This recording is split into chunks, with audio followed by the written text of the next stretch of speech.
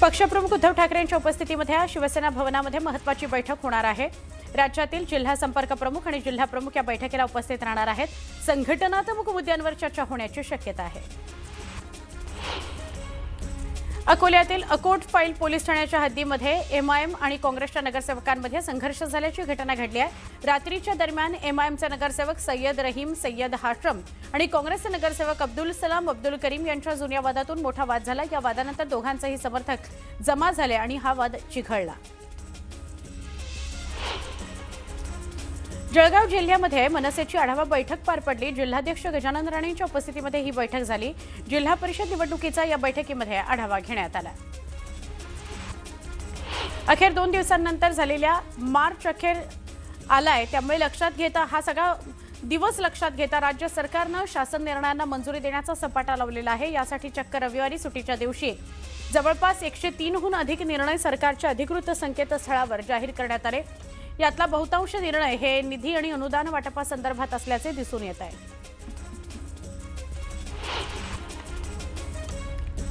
नवी मुंबई महानगरपालिकेचा 26-27 आर्थिक वर्षाचा अर्थसंकल्प सादर होणार आहे। नवी मुंबई महानगरपालिकेच्या इतिहासामध्ये प्रथमच स्थायी समिती सभापती अशोक पाटील यांच्या हस्ते अर्थसंकल्प सादर केला जाणार आहे।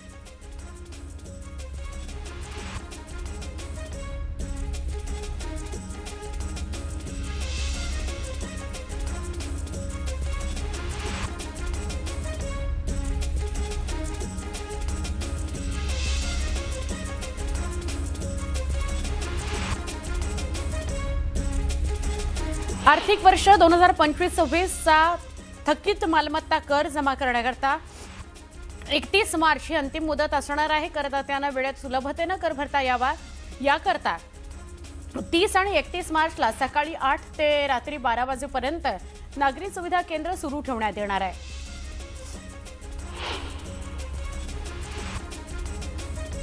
पनवेल महापालिकेच्या मालमत्ता कर आकारणी विभागाच्या वतीने मालमत्ता कर न भरणाऱ्या थकबाकीदारांविरोधात कारवाई करण्यात आली आणि जप्ती मोहीम तीव्र करण्यात आली। पालिकेचा आतापर्यंत 1607 कोटींचा मालमत्ता कर थकीत आहे। सुमारे 1673 जणांना नोटीस बजावण्यात आलेली आहे, तर 138 थकबाकीदारांवर कठोर कारवाई करण्यात आलेली आहे। जुन्या वाहनांचा वापर कमी करून वाढतं प्रदूषण रोखण्याच्या उद्देशाने पर्यावरणपूरक वाहनांना चालना देण्याकरता 1 एप्रिलपासून पर्यावरण करामध्ये दुपटीने वाढ होणार आहे। दुचाकी वाहनांवरील पर्यावरण कर 2000 रुपयांवरून वाढवून 4000 रुपये करण्यात आलेला आहे, तर पेट्रोलवरील हलकं मोटर वाहन डिझेल कारच्या वाहनांवरील पर्यावरण करामध्ये वाढ होणार आहे।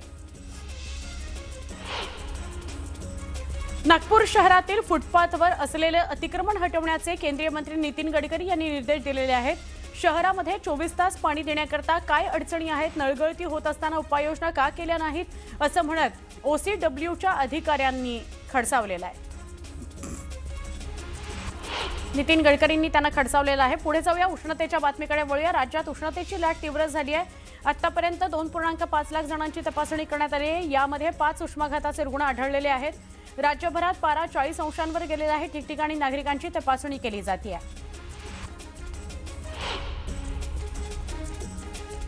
पश्चिमेकडून दक्षिणेकडे थंड वारा वाहत आहे। विदर्भापासून दक्षिण कर्नाटकपर्यंत हवेच्या कमी दाबाचा पट्टा निर्माण होणार आहे, त्यामुळे अरबी समुद्र आणि बंगालच्या उपसागरावरून राज्यात बाष्पयुक्त वारे येण्याचा अंदाज आहे।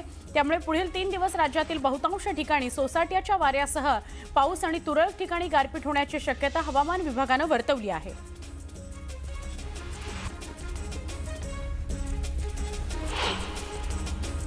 संभाजीनगरच्या वैजापूर तालुक्यामध्ये अवकाळी पावसाने हजेरी लावली, त्यामुळे शेतकऱ्यांचं मोठं नुकसान झालं। काढणीला आलेल्या गहू आणि मका पिकांना चांगलाच फटका बसला।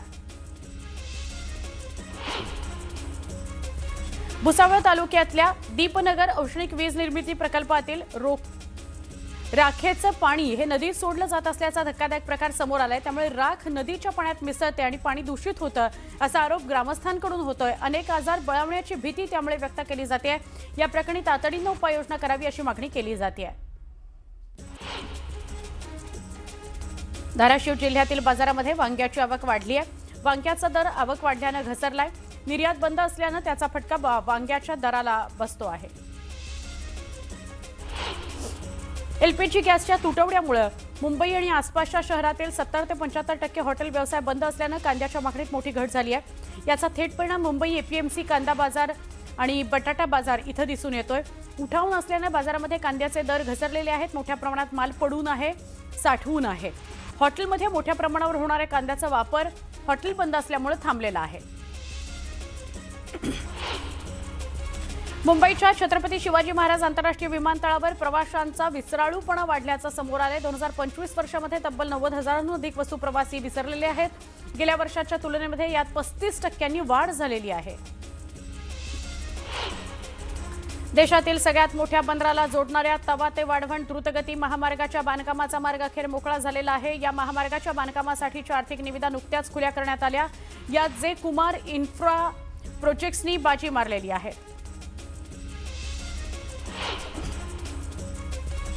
पावसाळ्यापूर्वीची तयारी म्हणून मुंबई पालिका 27 कोटी रुपये खर्चून शहर आणि पूर्व उपनगरामधील 22,225 मीटर लांबीच्या मलजल वाहिन्यांची स्वच्छता करणार आहे। या मोहिमेमध्ये 600 मिलीमीटरपेक्षा अधिक व्यासाच्या मुख्य वाहिन्यांचा समावेश आहे। त्यामुळे पावसाळ्यामध्ये सांडपाण्याचा निचरा सुरळीत होण्याची अपेक्षा आहे।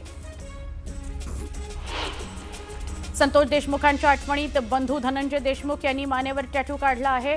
यावेळी त्यांनी सत्यवीरा युद्ध असं नाव कोरलं आहे। सत्यवीरा आणि युद्ध ही त्यांच्या मुलांची नावं आहेत। सध्या हा टॅटू काढलेला व्हिडिओ चांगलाच व्हायरल झालाय।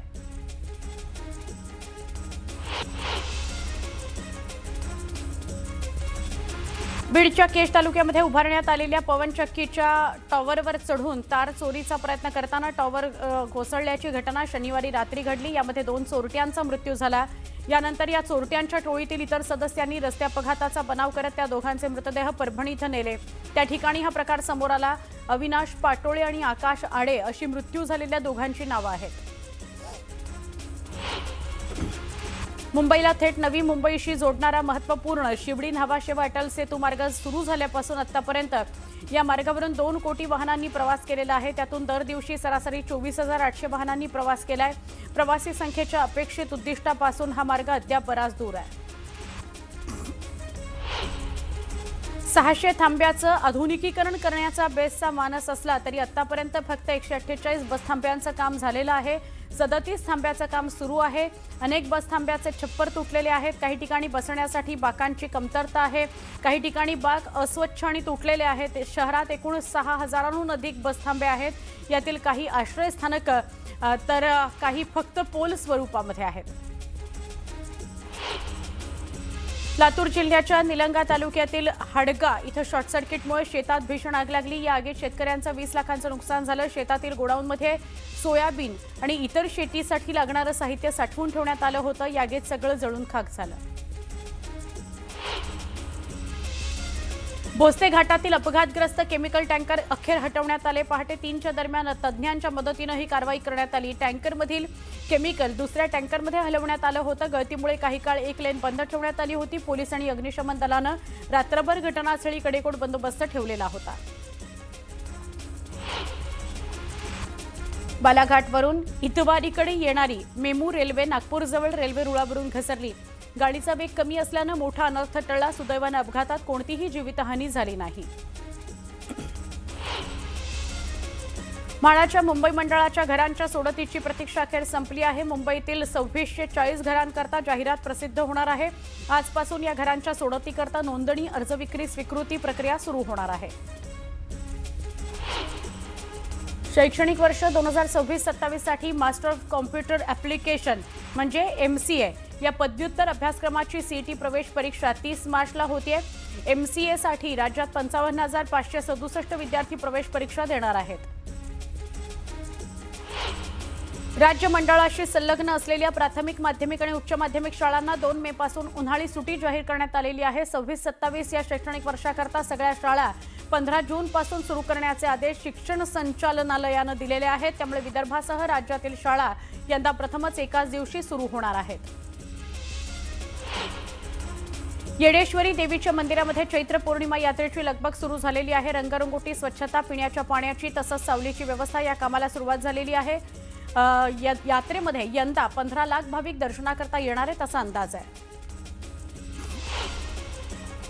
मावळ तालुक्यातील चिखलसे गावामध्ये श्री काळ भैरवनाथ महाराजांच्या यात्रेनिमित्त मंदिर परिसर उजळून निघाला। संपूर्ण मंदिराला रंगीबेरंगी आकर्षक अशी विद्युत रोषणाई करण्यात आली होती। यात्रेत भाविकांनी मोठी गर्दी केली। जळगावच्या भुसावळ इथं मनसूर शाहवली उर्फ घोडेतील बाबा यांच्या उरूस महोत्सवाला सुरुवात झालेली आहे। या महोत्सवामध्ये हिंदू मुस्लिम भाविकांनी हजेरी लावली। उरूस निमित्त दर्ग्यावर विविध धार्मिक कार्यक्रम आयोजित करण्यात आले होते।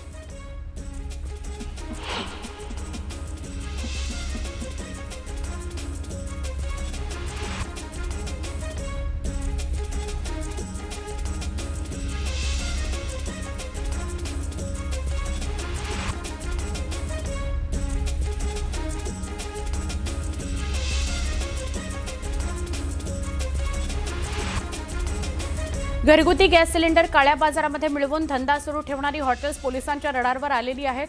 अशा हॉटेल मालकांवर पोलिसांनी गुन्हे दाखल करायला सुरुवात केलेली आहे।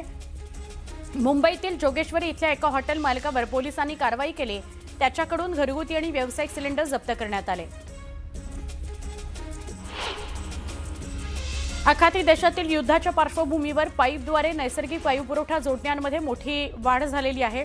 प्रतिदिन 450 नव्या जोडण्या दिल्या जात आहेत। गॅस सिलेंडरवरील अवलंबित्व कमी करण्याकरता महाराष्ट्र नॅचरल गॅस लिमिटेडनं पुढाकार घेतलेला आहे।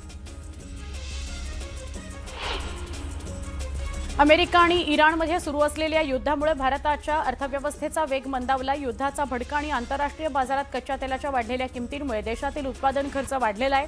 त्यामुळे आर्थिक उलाढालीवर विपरीत परिणाम झाल्याचं केंद्र सरकारनं मान्य केलेलं आहे। देशांतर्गत उत्पादनांवरील खर्च वाढल्यामुळे येत्या काही काळात महागाई आणखी भडकण्याची भीती आहे।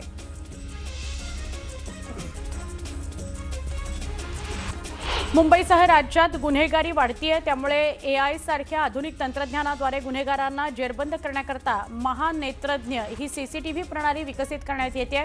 गुन्हेगारांचा शोध घेण्याकरता पोलिसांच्या सीसीटीव्ही नेटवर्क सोबत सार्वजनिक जागेवर लावलेल्या खासगी सीसीटीव्हीच्या नेटवर्कचीही मदत घेतली जाणार आहे।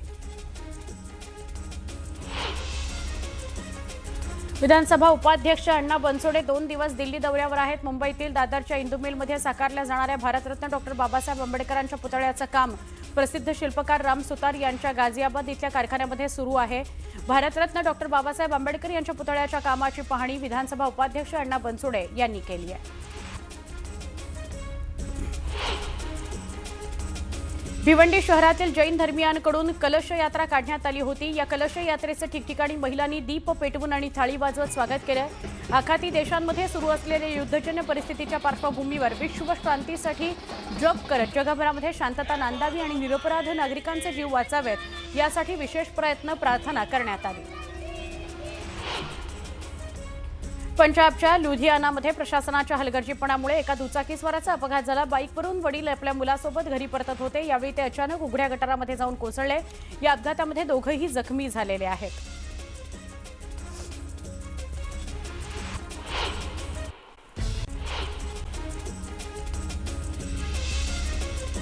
अशोक खरात प्रकरणी एसआयटीनं महत्त्वपूर्ण पत्रव्यवहार केल्याची सूत्रांची माहिती आहे। आयकर विभाग, मुद्रांक शुल्क, नोंदणी विभाग आणि पासपोर्ट विभागासोबत एसआयटीनं पत्रव्यवहार केल्याची माहिती सूत्रांनी दिली। अशोक खरातची संपत्ती, मालमत्ता, आर्थिक व्यवहार तपासणी करता आयकर विभागाला पत्र पाठवण्यात आलेलं आहे।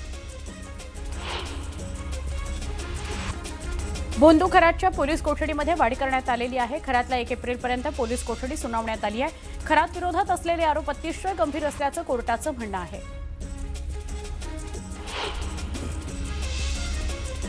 रुपाली चाकणकरांना एसआयटीकडून समन्स जारी करण्यात आल्याची माहिती सूत्रांनी दिली आहे। खरातशी संबंधित असलेल्या व्यक्तींची चौकशी होणार आहे। दरम्यान पहिल्या टप्प्यामध्ये 11 व्यक्तींची चौकशी केली जाणार आहे। नवी मुंबईतही अशोक खरात सारखंच नवं प्रकरण समोर आलंय। मॅट्रिमोनी साईटवर महिलांची ओळख करून त्यांचं लैंगिक शोषण करणाऱ्या आदर्श म्हात्रेवर गुन्हा दाखल करण्यात आलाय। इस्रोमध्ये शास्त्रज्ञ असल्याचं किंवा IAS IPS असल्याचं सांगून तो महिलांची फसवणूक करायचा आणि त्यांना लुटायचा देखील। आदर्श म्हात्रेवर 40 गुन्हे दाखल आहेत। नाशिकमधील भोंदू खरात प्रकरणामध्ये राजकीय आरोप प्रत्यारोपांना उधाण आलेलं आहे। महिलांच्या शोषणाचे गंभीर आरोप असलेल्या या प्रकरणामध्ये अनेक नेत्यांची नावं समोर येत आहेत।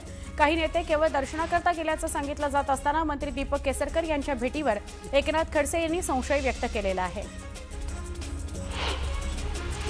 खरात प्रकरणामध्ये एसआयटीकडून पारदर्शक चौकशी सुरू असल्याचं मंत्री गिरीश महाजन यांनी सांगितलं। रुपाली चाकणकरांना समन्स दिलं असेल तर त्यांनी उत्तर द्यावं असंही ते म्हणाले। छत्रपती संभाजीनगरमध्ये एलपीजी गॅसचा तुटवडा निर्माण झाल्यामुळे रिक्षा चालकांना मोठी कसरत करावी लागते। एलपीजी गॅसच्या पंपावर तब्बल 3 किलोमीटरपर्यंत वाहनांच्या रांगा लागल्याचं बघायला मिळत आहे। संभाजीनगरच्या तुरळक पंपांवर एलपीजी गॅस उपलब्ध असल्याचं रिक्षा चालकांकडून सांगितलं जात आहे। रिक्षा चालकांमध्ये गॅस तुटवड्यामुळे मोठा तणाव दिसून येतोय। दरम्यान रिक्षा चालकांनी शिवसेनेचे मंत्री संजय शिरसाट यांच्या घराबाहेर रांगा लावून ऑटो एलपीजी गॅससाठी तोडगा काढण्याची मागणी केलेली आहे। छत्रपती संभाजीनगर शहरातील सगळे एलपीजी गॅसचे पंप बंद झाल्याने रिक्षा चालक अडचणीत आलेले आहेत। छत्रपती संभाजीनगर शहरामध्ये एलपीजी गॅसचा तुटवडा भासतोय। हा कंपन्यांच्या अरेरावीचा परिणाम आहे। पुरवठा विभागाचं नियंत्रण नसल्यामुळे ही समस्या निर्माण होत असल्याचं संजय शिरसाट म्हणाले। एलपीजी गॅस मिळत नसल्यामुळे हातावर पोट असलेल्या रिक्षा चालकांचं घर कसं चालणार असा सवाल उपस्थित करत संबंधित एलपीजी पंपांवर कारवाई करण्याचे आदेश शिरसाट यांनी दिले आहेत। गणेश मूर्तींचं माहेरघर असणाऱ्या पेणमधील गणेश मूर्ती यंदा परदेशामध्ये उशिरा पोहोचत असल्यानं मूर्तिकारांना मोठा फटका बसतोय। आखाती देशांमधील युद्धाचा फटका मूर्ती व्यावसायिकांना देखील बसतोय। वेणपेटी बंदरामध्ये शेतमालाचे कंटेनर सडकून पडल्यानं गणेश मूर्ती घेऊन जाणारे कंटेनर्स ठेवण्यास जागा नसल्यानं याचा फटका मूर्तिकारांना सहन करावा लागतोय। कोल्हापूरची अमृता पुजारी यंदाची महिला महाराष्ट्र केसरी ठरली। अमृता पुजारी महाराष्ट्र केसरी किताबाची मानकरी ठरली असून तिनं मानाची चांदीची गदा पटकावलेली आहे। कोल्हापूरच्याच वेदिका ससाणेवर मात करत दुसऱ्यांदा अमृता पुजारीनं महिला महाराष्ट्र केसरीवर आपलं नाव कोरलेलं आहे। गोंदियामध्ये भूमिगत गटार योजनेकरता बांध तलावाचं पाणी परवानगीशिवाय वापरलं जात असल्याचा आरोप आहे। रामनगर परिसरामध्ये सुरू असलेल्या कामामुळे उन्हाळ्यामध्ये पाणी टंचाईची शक्यता निर्माण झाली। प्रशासनाने याची दखल घेत कारवाईचा इशारा दिला आहे।